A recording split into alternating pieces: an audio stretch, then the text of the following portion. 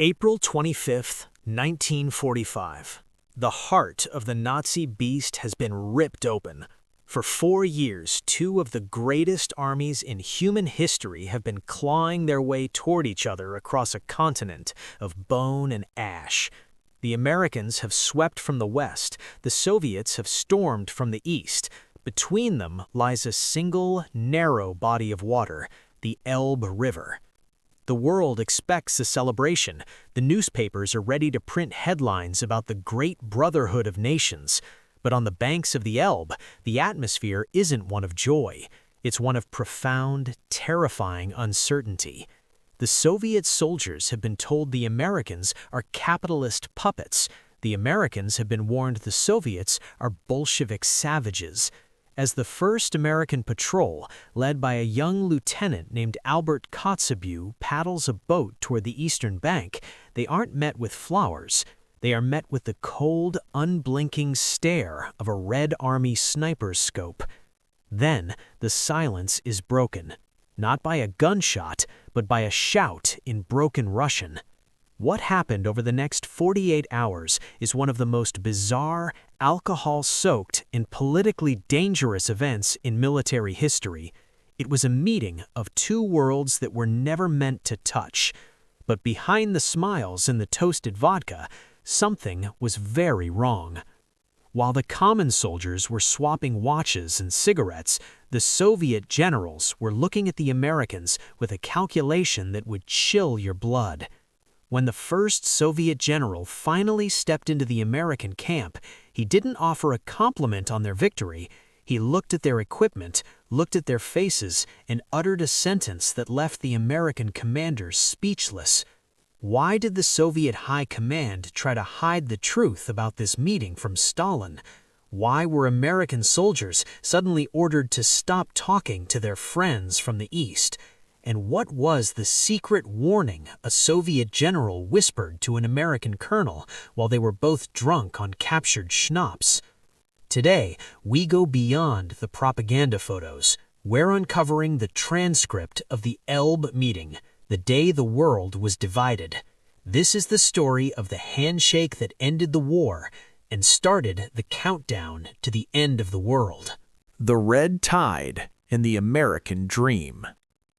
To understand what the Soviet generals said, you have to understand what they had seen.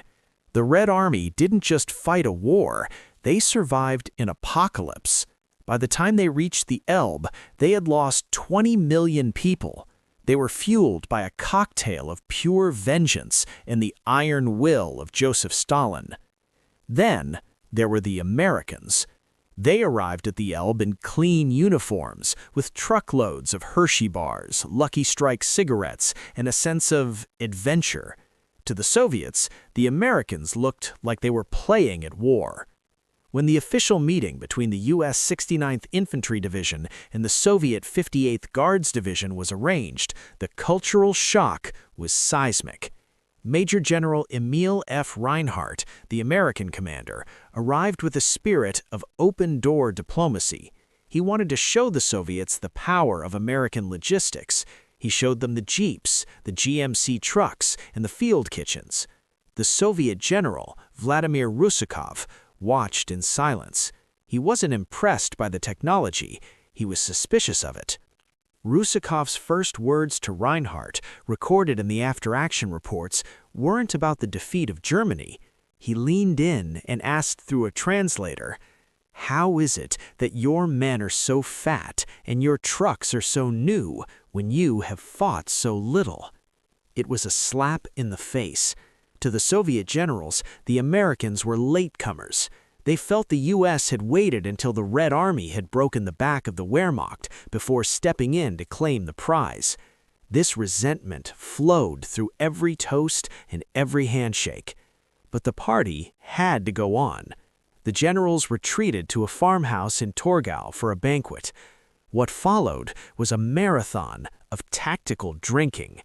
The Soviets brought out captured German cognac and industrial-grade vodka. The rule was simple: a toast for Stalin, a toast for Roosevelt, a toast for the infantry, a toast for the tanks. If an American officer didn't finish his glass in one gulp, it was seen as a weakness, or worse, an insult to the Soviet Union. As the night wore on and the masks of diplomacy began to slip, the Soviet generals started asking the real questions. They weren't interested in the war that was ending. They wanted to know about the war they thought was coming. General Rusakov turned to an American colonel and asked, "Now that we have killed the wolf, what are we going to do about the lions?" He wasn't talking about Germans. He was looking directly at the American officers across the table. The secret warning and the stolen watches. While the generals were playing a dangerous game of vodka roulette, the soldiers on the ground were engaging in the largest black market in human history. The Americans wanted Soviet medals. The Soviets wanted American watches. But beneath the brotherhood, a darker reality was emerging. The American soldiers began to notice something about their Soviet allies. They noticed the thousands of forced laborers the Soviets were repatriating. They noticed the ruthlessness with which the Soviet officers treated their own men. One American soldier, Frank Huff, recalled a moment that shook him to his core. He was sharing a cigarette with a Soviet private when a Soviet officer walked up and kicked the private in the ribs for lounging.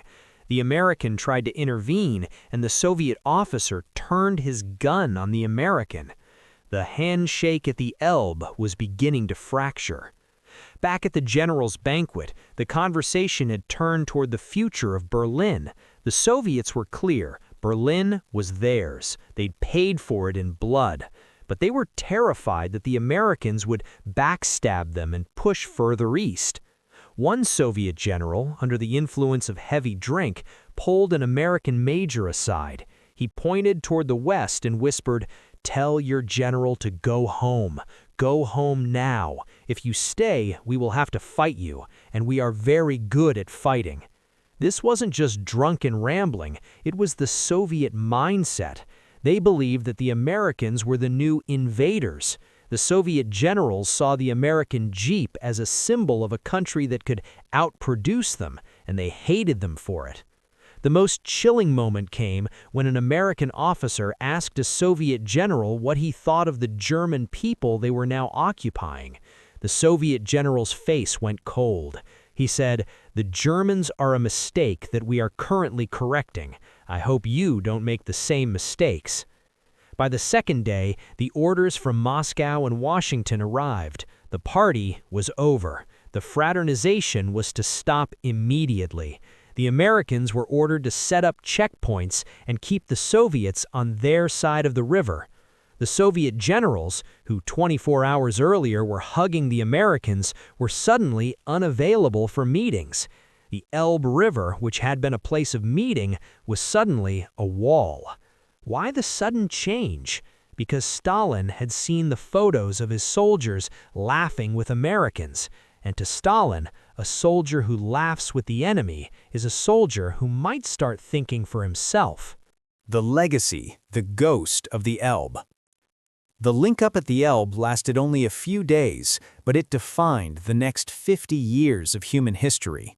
The men who shook hands on that broken bridge didn't know they were standing at the epicenter of the Cold War. General Reinhardt and General Rusakov would never meet again. Most of the Soviet soldiers who were too friendly with the Americans were sent to the gulags or transferred to the most remote corners of the USSR when they returned home. Stalin couldn't risk the poison of American freedom spreading through his ranks. What did the Soviet generals really think of the Americans? They thought they were soft. They thought they were lucky. But most of all, they were afraid of them.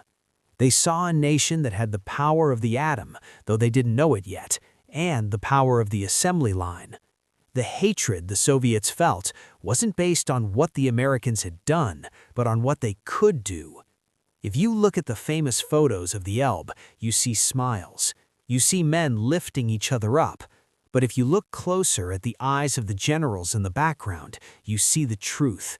You see the Great Divide. So why do 30,000 of you need to watch this? Because it reminds us that peace is fragile. The men at the Elbe wanted to be friends. They wanted the war to be the end of the killing. But the generals and the statesmen had other plans. What would you have done? If you were an American soldier looking across that river at a Red Army that had just survived the worst slaughter in history, would you have felt like an ally or a target? Let me know in the comments below. Was the Elbe a missed opportunity for peace, or was the Cold War inevitable the moment the two armies touched? If you want to see the footage of the secret banquet and the maps the Soviets tried to hide, click the video on your screen right now. Don't forget to subscribe.